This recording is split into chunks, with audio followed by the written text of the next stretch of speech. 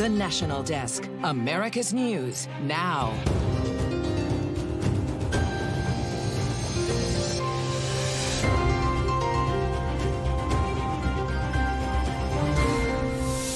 This is the National Desk, America's News Now. I'm Amira David, and breaking news. A shootout in Fordyce, Arkansas, right outside of a grocery store, has left 3 people dead and at least 8 other civilians wounded. 2 law enforcement officers were also shot along with the suspect. The condition of the victims right now unknown, but the officers are expected to be okay. The shooting suspect, who is critically injured, is in custody. His injuries, we understand, are not life-threatening. But Fordyce, a very small town of about 3,200 people, just over an hour south of Little Rock, a couple of eyewitnesses reacting to the shooting this afternoon. I was sitting in my mama's car. They was in Mad Butcher, and I heard like boom, boom. Brrr. I have people that I talked to that was in there, and man, they're traumatized. We're trying to get some counsels and everything set up at the moment. And stay with us as we work to learn more about this horrific tragedy. We will be bringing you updates just as soon as we get them, both on air and online at thenationaldesk.com. The heat dome over most of the central United States and Northeast not letting up. Residents in the Ohio Valley, Mid-Atlantic and Southwest regions still baking under temperatures of 90 degrees. Some areas going over 100 degrees today, and just about 105 million Americans now under heat alerts. Excessive heat warnings in effect in parts of Illinois, Michigan, western Pennsylvania, as well as in the Phoenix area, with temps as high as 115 today. Over the weekend, excessive heat warnings will continue even as the heat dome moves south. The Northeast could see some lower temperatures by Sunday. By midweek next week, most of the middle of the country will see lower temperatures, but the heat will persist in the Southwest over Texas and the Southeast. Meanwhile, right now, storm alerts are ongoing over Wyoming, Minnesota, Iowa, and Wisconsin. About 64 million people could experience severe weather as these storms pass over the northernmost part of the country, extending all the way to the northeast. And off the coast of Florida, NOAA is still tracking what it calls Disturbance 1, a possible tropical storm that is bringing rain and wind to the Florida and Georgia coasts. It has about a 60% chance of strengthening into a named storm by the time it makes landfall later tonight. And new this evening, the Supreme Court has upheld a ban on domestic abusers owning guns. The bench voted 8-1 with Justice Clarence Thomas dissenting. It reverses a ruling from a federal appeals court in New Orleans that had been struck down. Tonight, the Gun Violence Center calling it a collective sigh of relief. Domestic violence isn't, just interpersonal violence that only happens behind closed doors. It is community violence. In states that fully implement the law, the center says there's been a 12% reduction in intimate partner homicides. Gun rights groups argued the ban violates the Second Amendment. A federal judge is considering arguments she heard today to throw out Donald Trump's indictment in the classified documents case. Trump's attorneys claim that special counsel Jack Smith was illegally appointed by Attorney General Merrick Garland and not Congress. Smith's team says Garland was authorized as the head of justice to assign him the role.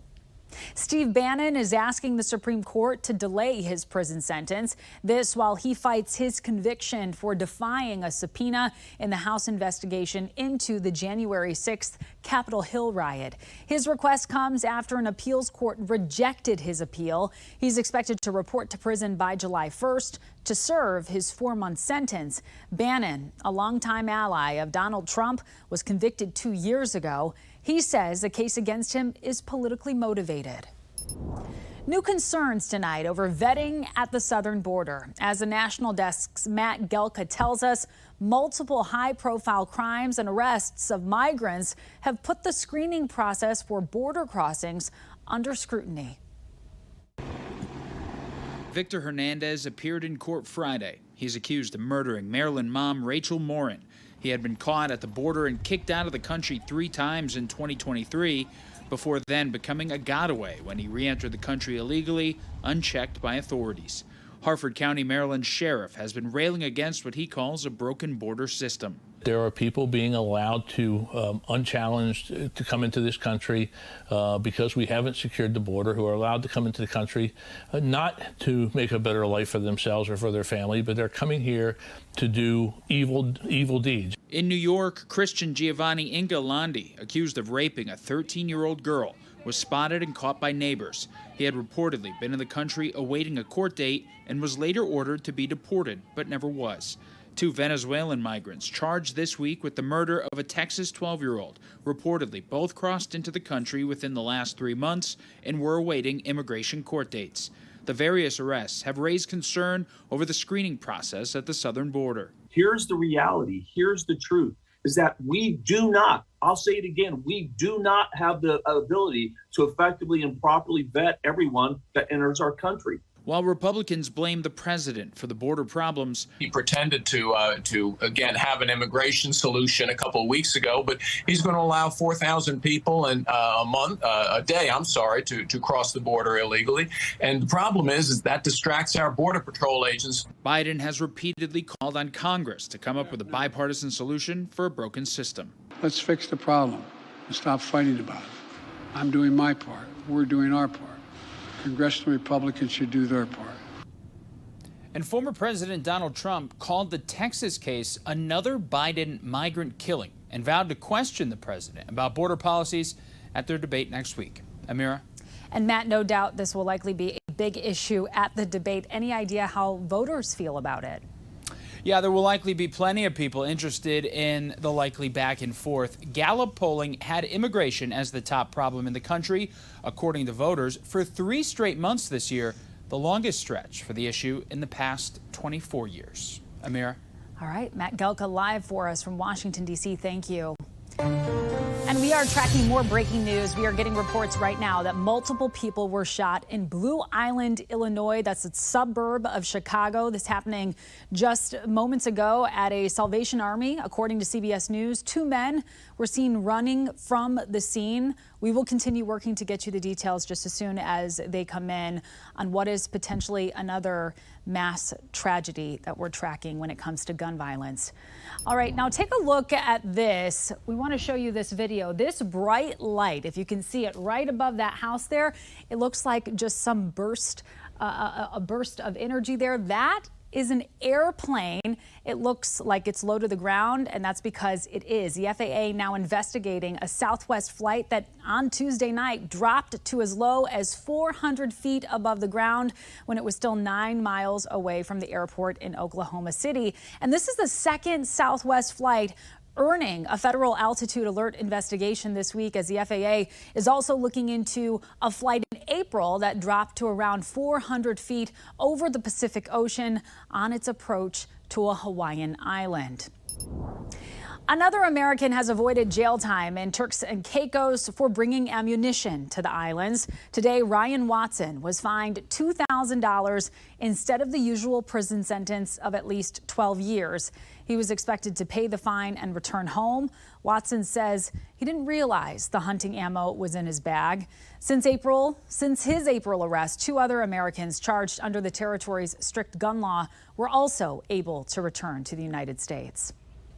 In a court hearing today, a judge could compel the Rust movie set armorer to testify in Alec Baldwin's involuntary manslaughter trial. Baldwin is accused of playing a role in the 2021 death of Rust cinematographer Helena Hutchins. Prosecutors want armorer Hannah Gutierrez-Reed to testify with immunity against related prosecution. But her attorneys say she may not get a fair appeal in her own criminal case. Baldwin pleaded not guilty. He faces up to 18 months in prison if convicted. Right now, social media companies are awaiting a pair of huge decisions from the Supreme Court that could drastically change how they're allowed to moderate content. This, as the Surgeon General now suggests, platforms should come with a user beware label. National correspondent Atrel Nashar looks at the shifting legal landscape.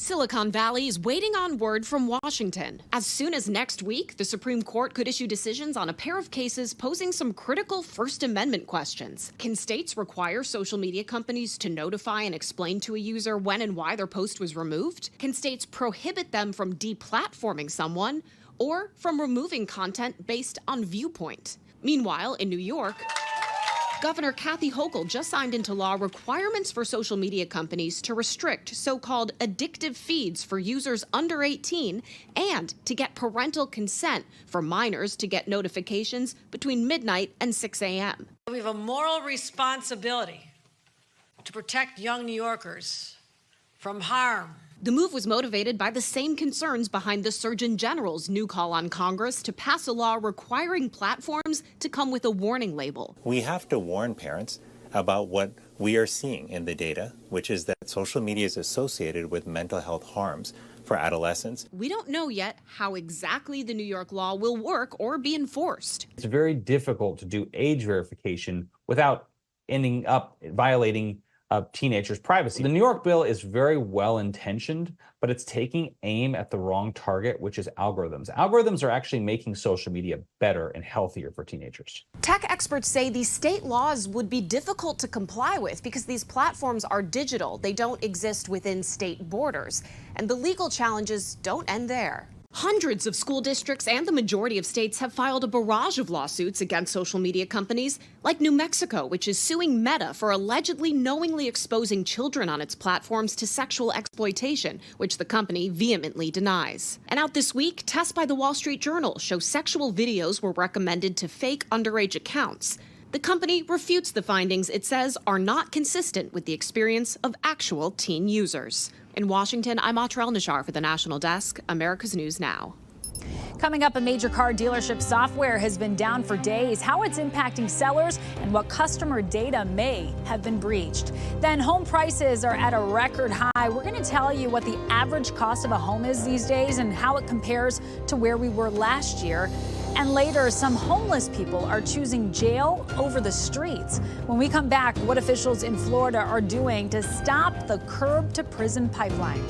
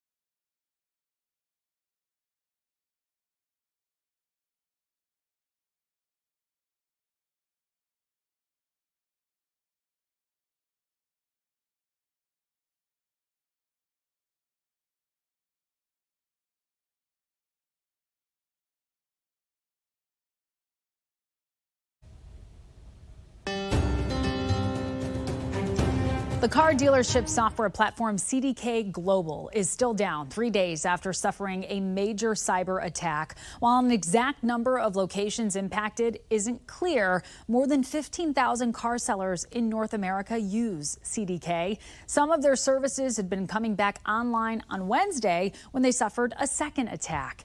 CDK is what is called a software as a service platform, providing lots of applications to handle a car dealership's operation, including sales, service, and support. The platform stores a lot of compromising customer information, but it is unclear what, if any, data was breached.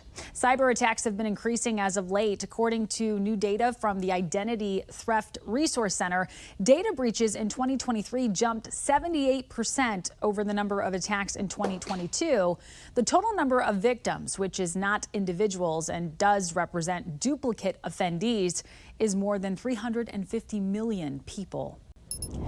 The IRS has some new guidance for people who may want to prematurely pull from their retirement accounts without a penalty. Normally, there is a 10% tax to dip into your account, but certain personal emergencies can create exceptions.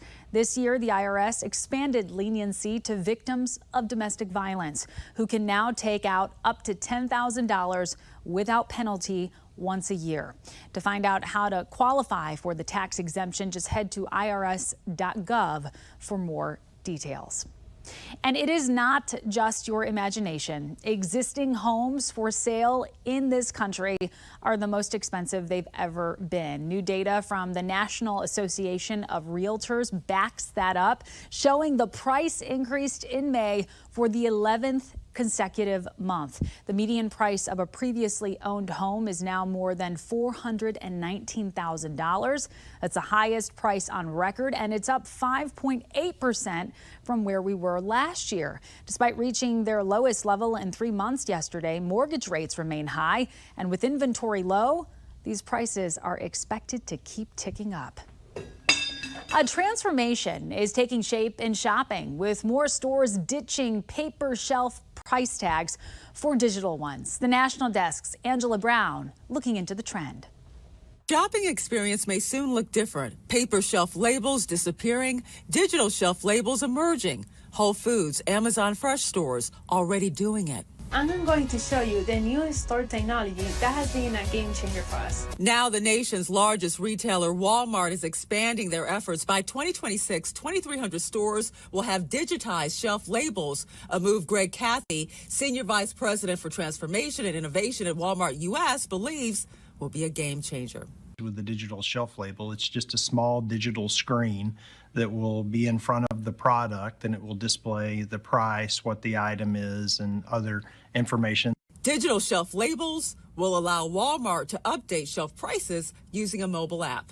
We have absolutely no plans to do any type of surge pricing or anything about switching pricing while the store is open.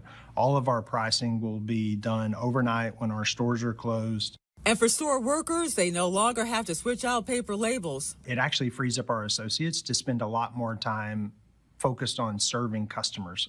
A recent study conducted for Verizon found that up to 26% of grocers and general merchandisers and up to 11% of specialty and department stores were expected to have the capability to use electronic shelf labels by the end of last year.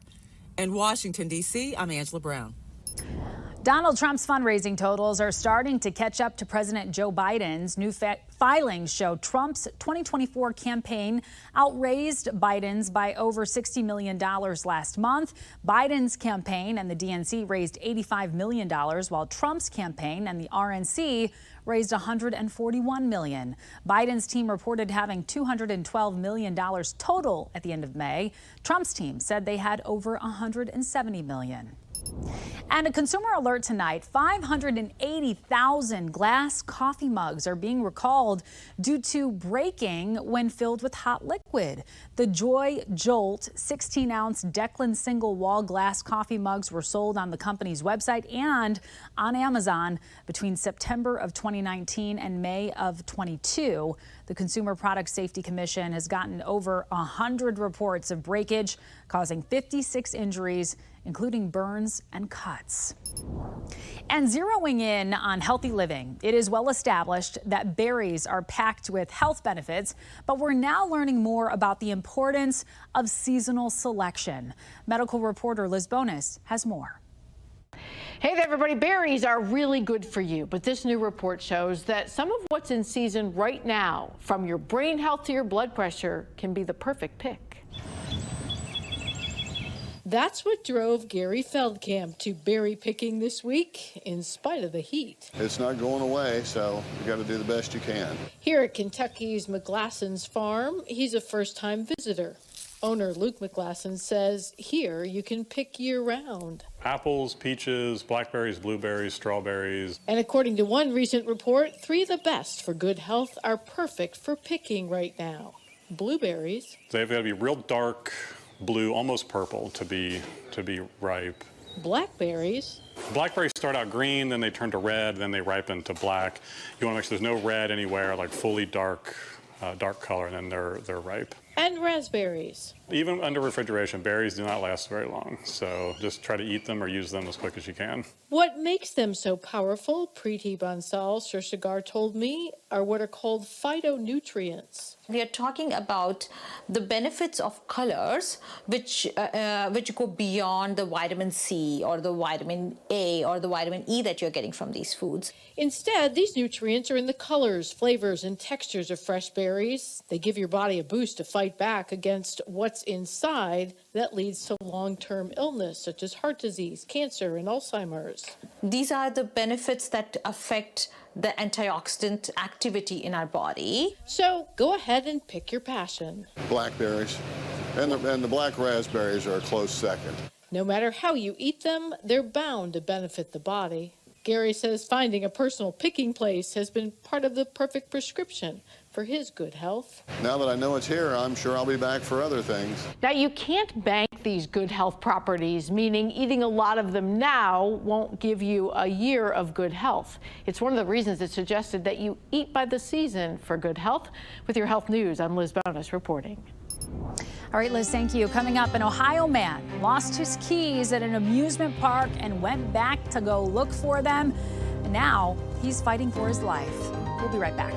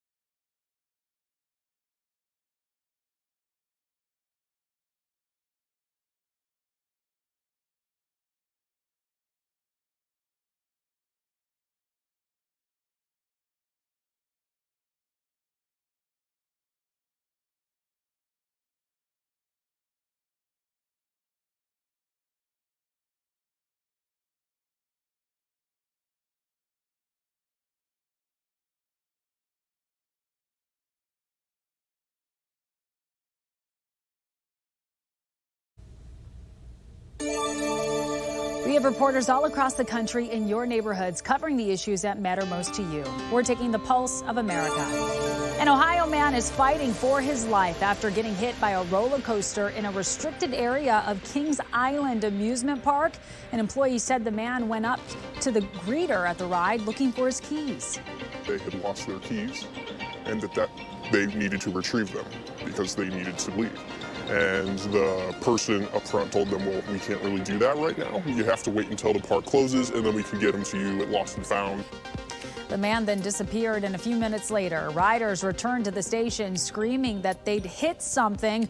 According to the employee, police are now investigating. Angela Wharton says the unthinkable happened to her when she was just 24 years old. I was raped at gunpoint in the woods in Baltimore City back in 1996. She survived, reported the crime, cooperated with police as they took her to a hospital for a sexual assault examination. Everything they found was bundled into a pouch like this, a rape kit. She thought it would lead to justice, but it was never taken to a lab for DNA testing. One of thousands of kits never tested in Maryland. Years later, she learned police threw it away 2 years after she was raped. But today, she is celebrating a victory, standing with Maryland Governor Wes Moore and Attorney General Anthony Brown to announce a new tracking system for rape kits. All new kits, as well as the thousands of existing untested kits, will get a barcode and be entered into a system. The victims will get login information to track their own cases from the hospital to the courtroom to make sure they aren't being forgotten. While many see jails as 4 walls without freedom, some homeless individuals see it as a safe place to sleep with hot meals and basic medical care. So we do see homeless individuals that intentionally get themselves arrested for misdemeanor crimes, for the most part, so they can be incarcerated and just have a place to stay out of the weather for a few days. The Martin County Sheriff's Office has been working on solutions, and they say it seems to be working.